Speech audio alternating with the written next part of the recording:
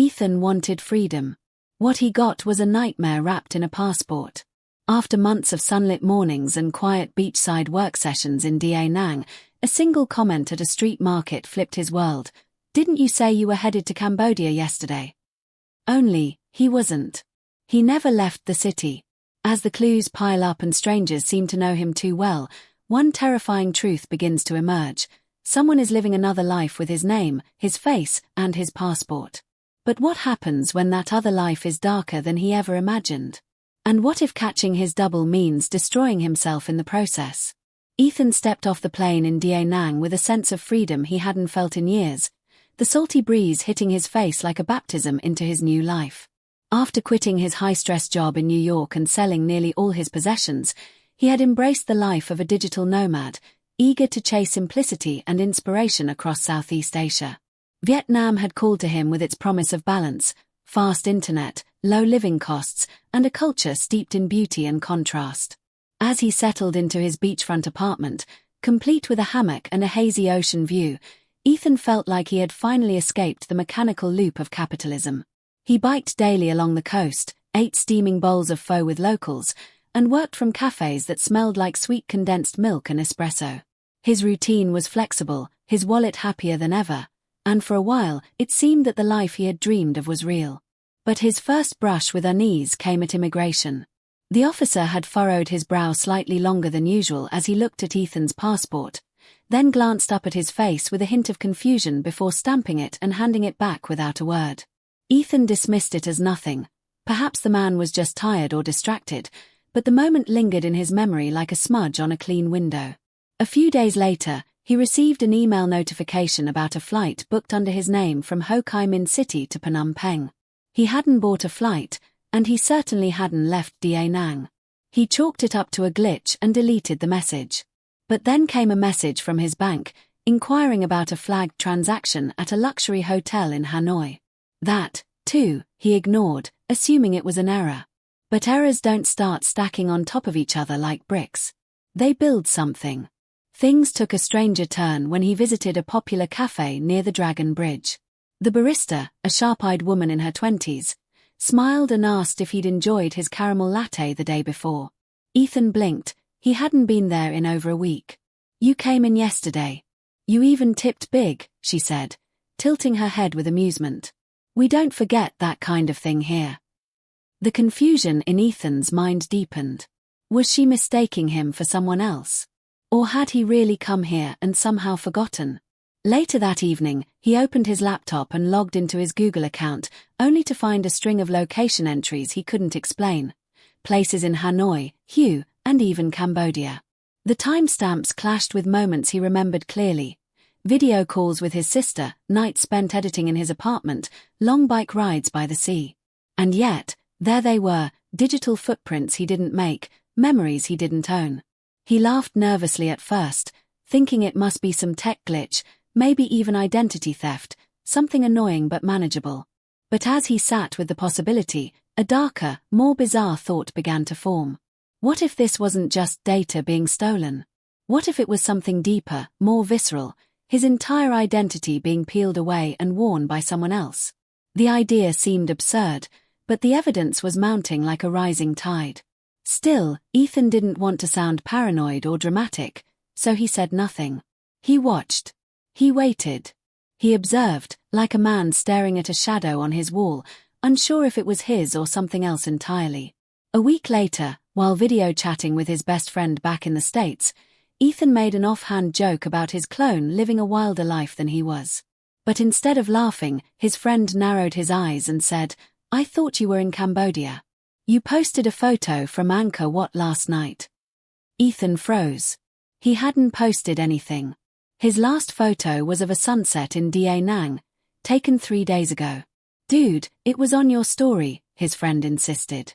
"You were standing in front of the temple, wearing that green jacket." Ethan didn't own a green jacket. Panic bloomed in his chest like a sudden thunderstorm. He ended the call and opened his Instagram. The story was gone. No trace. He checked his account activity, and while there were no logins from unknown devices, one post had been briefly published and then deleted. He couldn't prove it, but something, or someone, had hijacked his identity and was using it in real time. The worst part wasn't the invasion of privacy or the financial implications. It was the implication that someone out there looked like him, moved like him, knew enough to mimic his life without flaw. Ethan began to feel exposed in his own skin.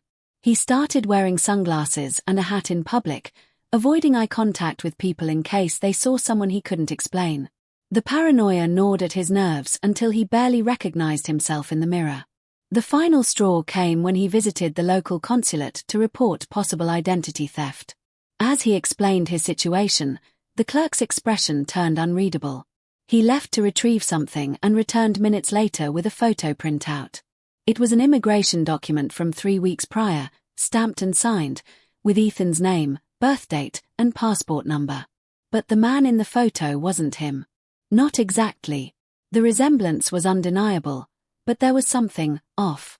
The eyes too cold, the posture too rigid. A distorted reflection. Ethan stared at the image in silence, unable to breathe. The clerk placed the photo face down and leaned in quietly. "Are you sure you're who you say you are?" In that instant, Ethan's world collapsed into a hall of mirrors, each reflection hiding a secret. The sunlit life he had built in Da Nang was now littered with shadows. Someone was out there pretending to be him, and they were doing it better. Ethan tried to return to normalcy, but the word had lost all meaning. The days in Da Nang, once painted in calm and warmth, now felt foreign and sterile, like walking through a carefully constructed simulation of his own life. Every sound seemed amplified, every face suspicious, every corner potentially hiding another version of him. The photo at the consulate haunted him, not just because it showed someone who looked like him, but because it suggested premeditation. Someone had gone to great lengths to become him. The shock hadn't worn off when he found that his Google Maps timeline showed movements to a beach resort outside Nha Trang. He'd never been there. But the timestamp overlapped perfectly with a night he remembered staying home, editing a manuscript and video calling his niece for her birthday. Somehow, the phantom in his passport had laid breadcrumbs that lined up too neatly with Ethan's real routines. He became obsessed with digital traces. His inbox was combed hourly, social media checked like a paranoid lottery, every app combed for the tiniest anomaly. That's when he noticed something truly alarming. His Airbnb account showed a recent stay in Hanoi under his name, complete with a 5-star review from the host, praising his politeness and punctuality. The review was dated 3 days before the consulate visit. The profile photo matched his own, one he had deleted months ago, and the guest had even uploaded a photo of the apartment's view. When Ethan clicked on the image, he felt his stomach lurch. In the reflection of the glass balcony, barely visible, was a silhouette. His build. His posture. But the man's face was turned slightly, blurred by motion. Still, there was no denying the uncanny resemblance. It was like looking at a version of himself cast in a darker mold. Feeling on the verge of psychological collapse, Ethan visited the cafe again, hoping the barista might offer clarity. When she saw him, she froze. "You said you were in Laos," she whispered, stepping back. Ethan asked her when that conversation happened, and she said it was just 2 days ago. He pressed for more, and she recalled details. He'd spoken about needing to lay low for a bit, and had tipped her in US dollars. Ethan never carried cash. The surrealism of her description, paired with her evident fear, made something click in his mind. This wasn't a mistake. This wasn't a coincidence. This was an operation, intentional, coordinated, and evolving. That night, Ethan began to catalogue every irregularity. He created a wall of notes and screenshots on his apartment wall, transaction logs, travel records, blurry photos, witness accounts. Each pin and string only led to more questions. His apartment started to look less like a minimalist nomad's retreat and more like a detective's war room. But even in the chaos, a pattern emerged. The doppelganger wasn't just impersonating Ethan. He was mimicking him with surgical precision. The cities he appeared in followed a trail of border towns and high-traffic areas, places where one could slip between jurisdictions unnoticed. Ethan wondered how someone could track his habits so closely. Was his laptop compromised? His phone? Had he been watched long before he arrived in Vietnam? Desperate for help, Ethan reached out to the US Embassy again, but his calls went unanswered. When he visited in person, he was told that his previous inquiry was already under investigation and that there was no further information at this time. The way the staff avoided eye contact chilled him. He was beginning to realize he wasn't just fighting a ghost, he might be under suspicion himself. The final blow came when he tried to withdraw cash.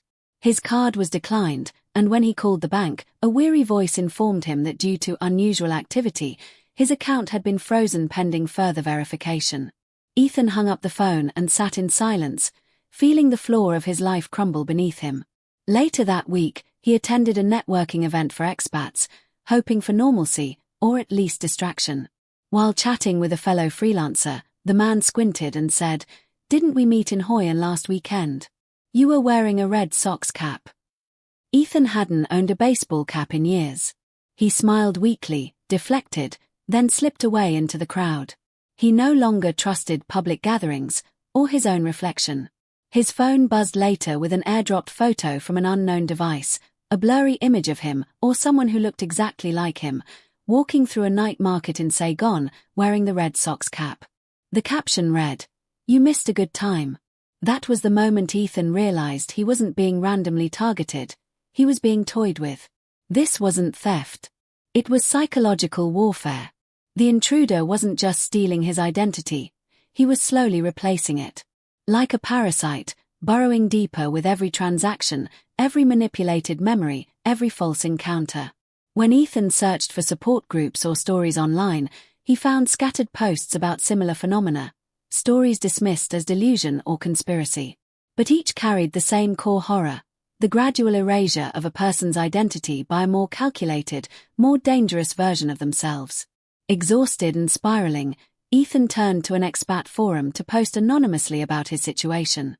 The next morning, he received a private message from someone named Lynn. Her message was short but urgent. "I know what's happening. It happened to my brother. Meet me at the riverfront statue at 2 p.m. Come alone." Ethan hesitated, unsure if it was another trap. But he also knew he couldn't face this alone anymore. He printed out copies of his passport, flagged emails, and screenshots, tucking them into his backpack like armor. As he zipped it shut, a knock echoed at his door. When he opened it, no one was there, but on the floor lay a flash drive in a clear plastic bag, labeled in Sharpie, "Want to know who he is?" Ethan picked it up, heart pounding, suddenly aware that the game had shifted. The imposter wasn't hiding anymore. He was inviting him in. The riverfront was still and warm, the scent of street food drifting faintly in the humid air, but Ethan's focus was razor-sharp as he approached the bronze statue where Lynn had told him to meet. She emerged from the shadows with no greeting, just a glance over her shoulder before jerking her head toward a side alley. They didn't speak until they were out of sight from the main road, seated on worn stools beside a rundown noodle cart, where the owner served them without a word. Lynn's voice was low and urgent as she explained her brother's story, eerily similar to Ethan's. He had moved to Bangkok, began noticing strange discrepancies in his life, and one day vanished entirely. Months later, surveillance footage showed a man with his passport leaving the country under a different name. The authorities insisted it was him, and the case was closed. Her brother was never seen again. "They erase you by becoming you," she whispered. "And if you're not careful, you'll be next." Ethan showed her the flash drive. She motioned for them to go somewhere safe, and led him to a makeshift office in an old apartment above a motorcycle repair shop. Inside, walls were lined with clippings, monitors, and maps connected by red thread and handwritten notes. Just like Ethan's war room but with more depth, more anguish. She plugged in the drive and decrypted its contents while Ethan paced like a caged animal. What they uncovered were surveillance files, passport scans, financial logs, and camera footage, of him, and not him, crossing borders, entering hotels, meeting people, always just out of reach. The footage was time-stamped and detailed, meticulously arranged. One video showed Ethan meeting a well-dressed man in a dark alley, exchanging what appeared to be blueprints or plans.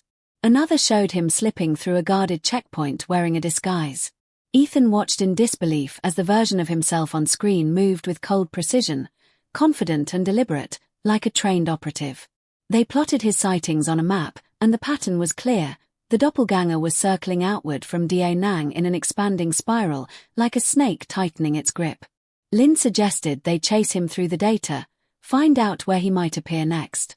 Their investigation took them to Hue, where a woman running a hostel recognized Ethan instantly and said he had left just that morning.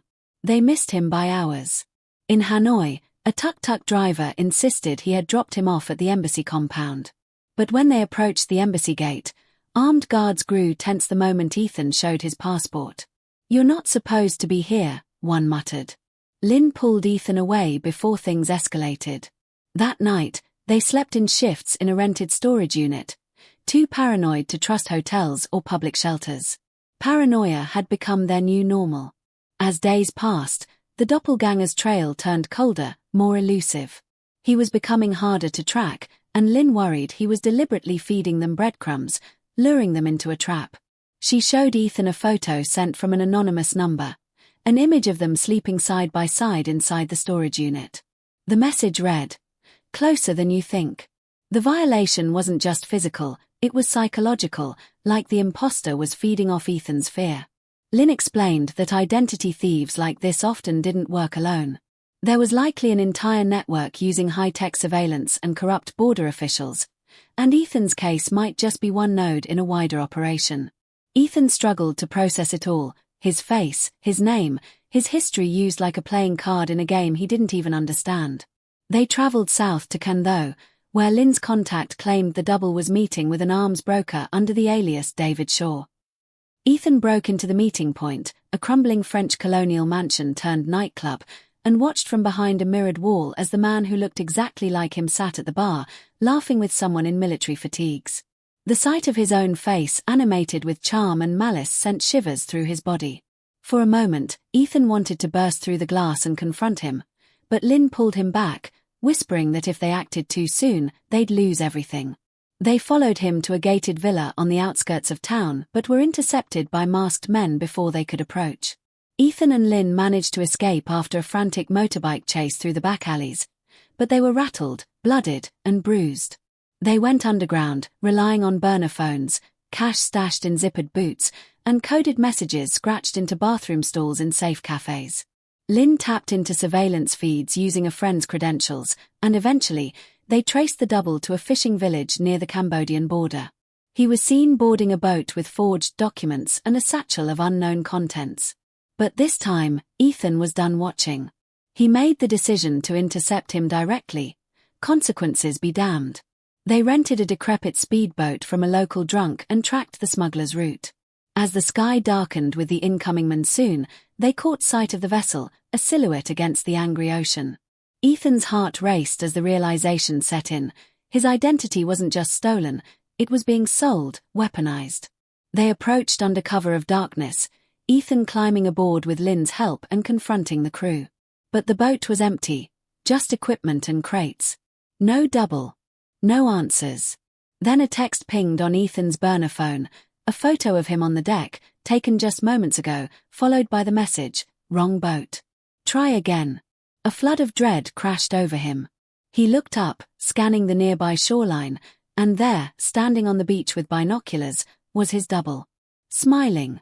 Ethan leapt into the water and swam toward shore, fueled by rage and desperation, but by the time he reached land, the figure had vanished into the jungle.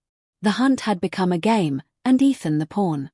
Sitting by the fire that night, soaked, bruised, and humiliated, Ethan realized he was no longer chasing a man. He was chasing the version of himself he never wanted to be. The cold, calculating ghost who had stolen not just his passport, but his peace of mind, his relationships, his story.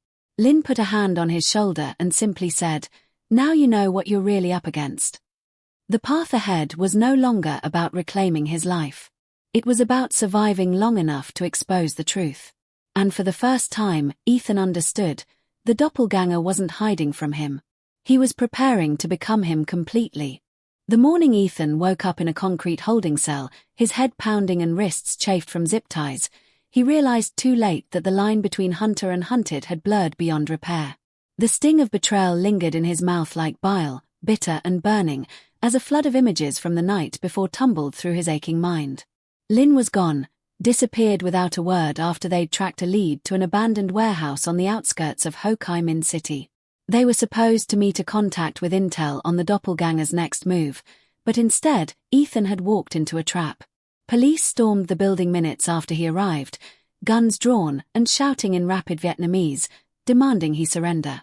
They produced a warrant, his name, his photo, his passport number, all connected to an illegal arms shipment seized earlier that week.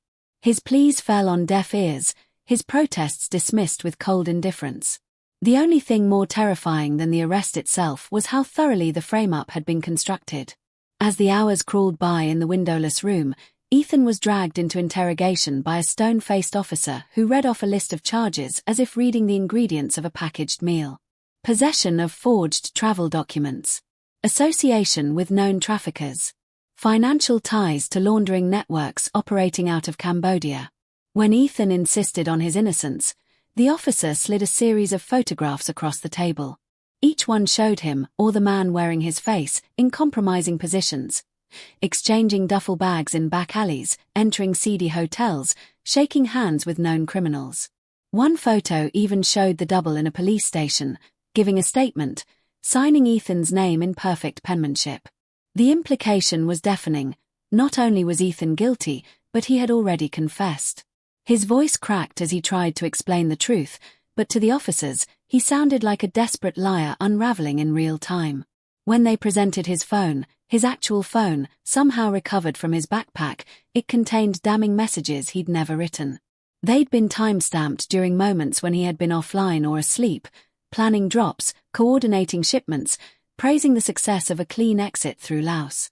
Ethan's fingerprints were on the device, naturally. But he noticed something chilling. Some messages contained details he didn't even know himself, like the serial numbers of packages and street names from cities he'd never visited. Someone had embedded themselves so deeply into his identity that they now knew more about Ethan than Ethan did. He asked for a call to the US consulate, but was told they had already declined to intervene in an ongoing criminal investigation. He was officially alone, trapped in a country that now believed he was a high-level criminal. It wasn't until his second day in custody that he was visited by a man claiming to be with the local legal aid society. His name was Min, and he spoke softly, compassionately, as he slid into the metal chair across from Ethan. He said he believed Ethan's story, or at least, believed that something didn't add up. But there was a catch. To help him, Ethan had to provide access to his cloud data, emails, social accounts, encrypted files. Desperate and out of options, Ethan agreed. Min left with the credentials, promising to return soon. But he never did. And that night, Ethan was moved to a more secure facility under heavy guard. The last thing he saw before the transfer was a CCTV monitor showing the empty hallway where Min had entered. Rewinding the footage showed that no one named Min had been logged into the building. He had vanished like smoke, and with him, so had every shred of Ethan's remaining digital life. The prison was a grey, monolithic compound hours from the city, built to disappear people quietly and efficiently. Ethan was stripped of his belongings, placed in solitary, and told to await trial. But there was no date, no lawyer, no calls, only time and silence, heavy as lead. It was there, in the darkness, that the questions began to take root in his mind. Had Lynn betrayed him? Had she ever really been a victim too? Was Min a government actor, or worse, a part of the same network the doppelganger worked for? He banged on the door until his knuckles bled, screamed until his throat was raw, but only echoes answered. The fear that had once been external, of a double, of a plot, was now internal, eating at his identity from the inside out. Who was he, if the world no longer believed it? Then, just as he began to lose all sense of time and place, a miracle, or a curse, occurred. A riot erupted in another part of the facility, and during the chaos, a guard ran to his door, keys jangling. The man was young, sweating, his eyes darting nervously. He unlocked the door, thrust a folded map into Ethan's hand, and whispered, "Run. You've got one chance." Ethan didn't wait to ask why. He fled through service tunnels, climbed over a rusted fence, and disappeared into the jungle. For 2 days he moved without rest, barefoot, exhausted, guided only by instinct and a torn map scrawled with cryptic markings. By the time he reached a nearby village, his body was torn and fevered, but his mind burned with purpose. He found an old contact of Lynn's who reluctantly agreed to shelter him, and through her, he discovered something staggering.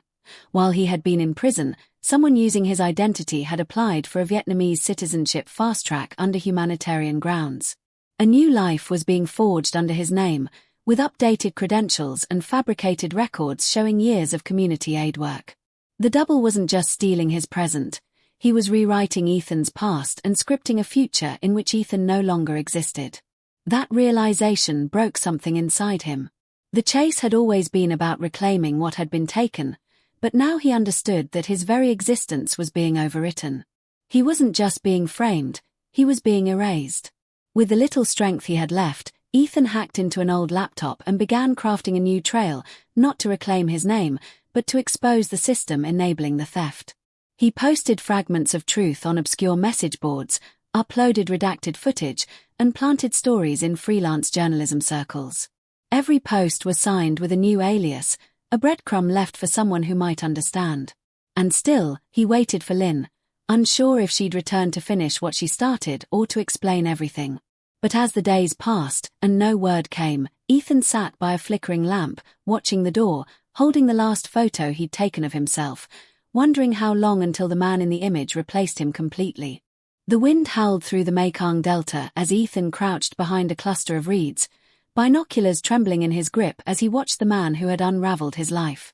The doppelganger stood calmly on a dock surrounded by crates, giving orders to men who moved with military precision. He wore Ethan's face like a mask, identical down to the jawline, the lean frame, the subtle tilt of his posture, but there was no mistaking the chill in his demeanor. This was not just a copycat. He moved with the assurance of someone who belonged, whose entire existence was tailored for infiltration. After weeks on the run, leads gone cold, and identity disintegrating, Ethan had finally tracked his mirror image to this remote port town near the Cambodian border. Every contact he'd leaned on, every favor he'd called in, had pointed here. And now, as he crouched soaked and shivering in the marsh, he realized he wasn't just watching a criminal. He was watching the man who had taken everything and made it better. Slipping from shadow to shadow, Ethan followed him through the town as the imposter conducted business. Handshakes with men in tailored suits, whispered conversations in back rooms, a charm that disarmed and disturbed at once. He was everything Ethan wasn't: confident, powerful, in control. At one point, the double entered a private residence, a large colonial house surrounded by guards. Ethan waited until nightfall before scaling a crumbling back wall and sneaking inside. Every step felt like navigating a dreamscape. The home was decorated with a strange familiarity: photoshopped images of the doppelganger with people Ethan had never met, trophies inscribed with his name, journals filled with handwriting that mirrored his own. One entry stopped him cold: Phase 3, full integration. It was written in block letters, dated just 2 days prior, and beneath it was a list of embassies, biometric systems, and scheduled appointments under Ethan's name. A creak behind him made his blood freeze. He turned, fists raised, only to find himself face to face with the man. The resemblance was so exact it was nauseating.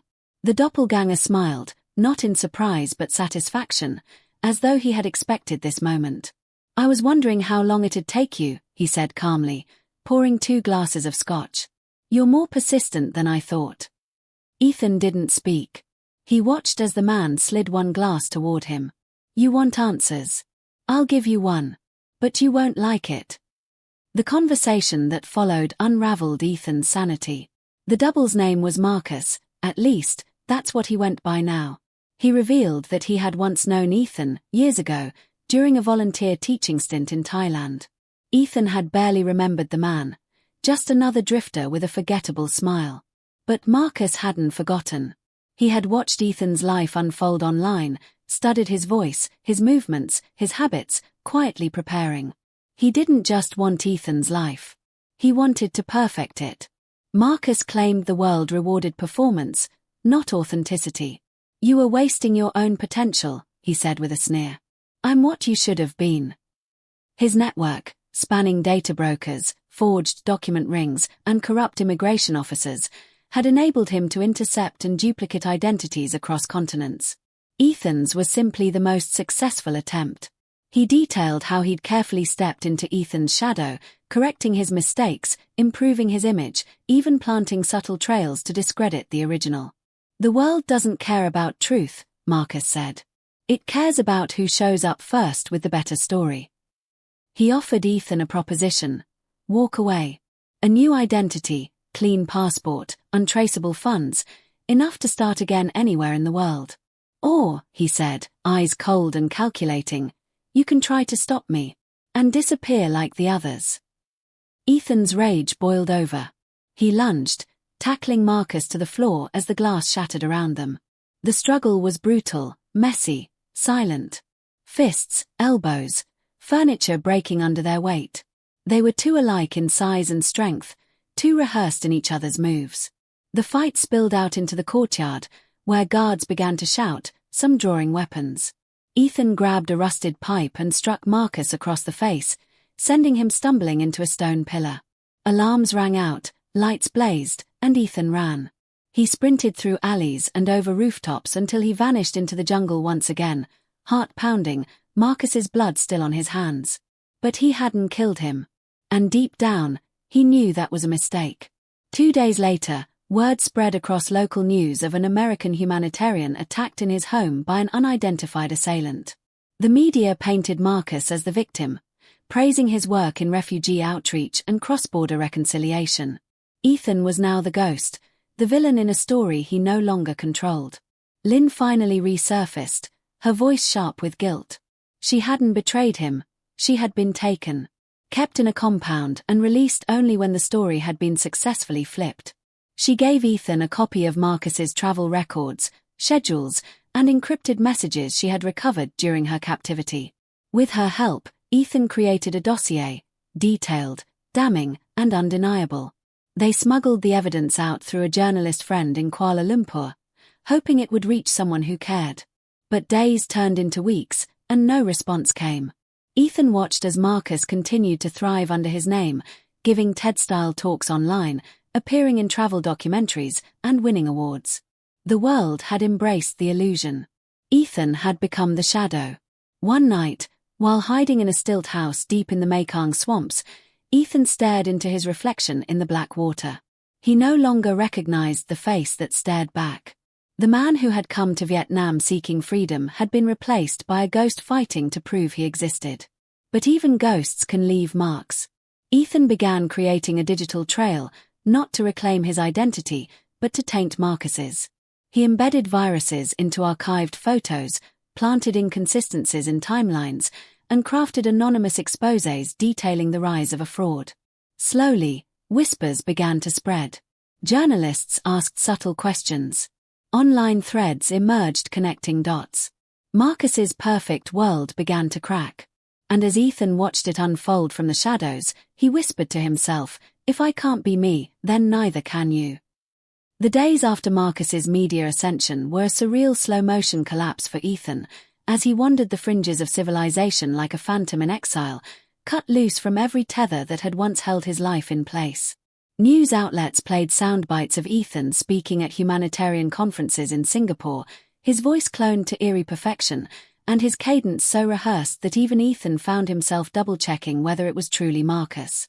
The man had become a myth in Southeast Asia, an American-turned-local hero who had survived an attempted assassination by an unhinged stranger jealous of his goodwill. Online searches for Ethan's name now pulled up articles praising the double's philanthropy, with only a few glitchy digital remnants of the real Ethan remaining, scattered in obscure forums, niche blogs, and fragmented IP traces. Marcus had not only taken his identity, he had rewritten history and buried the original version beneath a glossier, more useful lie. Ethan stayed hidden in an abandoned mountain lodge deep in the jungle north of Pleiku, a half-collapsed refuge that smelled of mildew and forgotten time. Lynn visited sparingly, delivering food, hard drives, and fragments of intelligence scavenged from her remaining contacts. Each meeting was increasingly strained. Ethan had changed. The optimistic digital nomad who once chased sunsets and freedom had been worn down into a man of cold resolve, obsessed with undermining a machine that now wore his skin. He rarely spoke of home, never mentioned his family, and destroyed every photo that still bore his face. What's the point? He once muttered to Lynn as he tossed a snapshot into the fire. He looks more like me than I do now. The digital war he waged was precise and merciless. Ethan began launching data leaks into Marcus's world, anonymous FTP dumps of altered spreadsheets, contracts exposed to the press with subtle but critical inconsistencies, quiet flags to tax authorities and regulatory boards that Marcus had never accounted for. At first, the world ignored them, chalking up the discrepancies to clerical errors or malicious smears. But then came the passport leak, a side-by-side comparison of Marcus's travel records against 2 embassy security logs, proving that Ethan had been in 2 places at once. The thread exploded on an underground site frequented by intelligence watchdogs, and from there, the story bled upward into mainstream curiosity. Questions surfaced. Interviews were cancelled. Marcus's foundation lost a donor. A reporter disappeared. And still, Ethan pushed forward, working by candlelight in damp clothes, fingers blistered from smashing keys and soldering burner devices. Lynn worried for him, often urging him to leave, to start over somewhere far away under a new name. "You're still alive," she whispered one night, watching him scroll through satellite photos. "That means you can still be someone." But Ethan shook his head, eyes red with sleeplessness. "I don't want to be someone. I want him to stop being me." He had learned by now that the world didn't need truth, it needed spectacle. So he adapted. He became a ghostwriter of chaos. Fabricated fake scandals to discredit Marcus's connections. Infiltrated crypto accounts tied to Marcus's charity. He even recreated a deepfake of Marcus confessing to identity theft and leaked it anonymously. It wasn't real, but it was believable enough to ignite real doubt. Ethan no longer believed in playing fair. He believed in balance. Weeks turned into months. Then, one night, an anonymous file landed in Lynn's encrypted inbox, a short video clip of Marcus, bloodied and cornered in a safe house, berated by people he once paid to protect him. The camera was shaky, but the message was clear: the empire was cracking. Someone had turned on him. Ethan didn't celebrate. He only stared. Victory didn't feel like freedom. It felt like a void, like standing in the ashes of a home he no longer remembered building. Lynn tried to convince him to leave Vietnam, to disappear for good before Marcus or whoever replaced him came back with vengeance. But Ethan simply smiled, a tired, hollow thing. "There's nowhere to go where I'm not him." Before they parted ways, Lynn handed Ethan a small notebook. Inside were old sketches, ticket stubs, and pieces of his past she'd gathered over the months. Memories he'd discarded but she had rescued. "Just in case you want to remember," she said. Ethan held the book as if it weighed 1,000 pounds. That night, he sat by a river, flipping through pages that felt like echoes of someone else's life. The next morning, he was gone. Months passed with no sightings, no posts, no leaks. Then, quietly, strange new videos began to surface on obscure Vietnamese vlogs.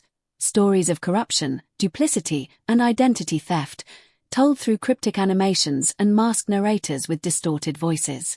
Each ended with a symbol, a mirror fractured down the middle, reflecting 2 indistinguishable faces. They gained a cult following.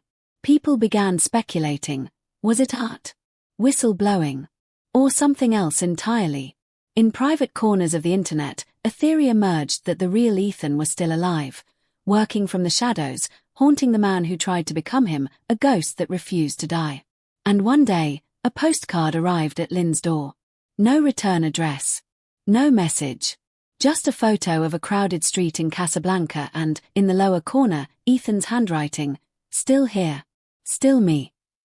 Lynn placed the card on her windowsill and didn't move it. Sometimes, at night, she'd stare at it and wonder if Ethan had finally reclaimed himself, or if he had simply chosen a new ghost to become. In the end, it didn't matter.